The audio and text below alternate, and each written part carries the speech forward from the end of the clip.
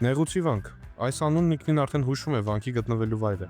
լեռների միջև ձորանման նեղ վայրում։ Չնայած այսօր կիսավեր վիճակում է եւ հավանաբար տուժել է 1827 թվականի երկրաշարժից, Նեղուցի վանքը թաքցնում է հայ միջնադարյան ճարտարապետության եզակի դրվագներ։ Համալիրի գլխավոր Սուրբ Աստվածածին եկեղեցին թվագրվում է 10-ից 11-րդ դարերով։ Այն հավանաբար կառուցվել է Պահլավոնի իշխանների կողմից։ Գավիթը կառուցվել է ավելի ուշ, Վաչուտյան իշխանների հովանավորությամբ։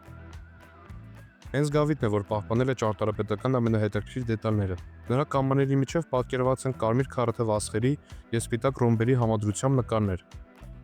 Գավթի մուտքի վերևում կարելի է տեսնել հովազի գլխաքանդակ, որը ներկայացված է բավականին ընդհանրացված դիմագծերով։ Գավթի հետաքրքիր ճարտարապետությանն են գումարվում նաև բազմաթիվ արձանագրությունները։ Նեղուցի վանքը այժմ կիսավեր է եւ դեռ սպասում իր ամբողջական վերականգնմանը եւ ուսումնասիրությանը։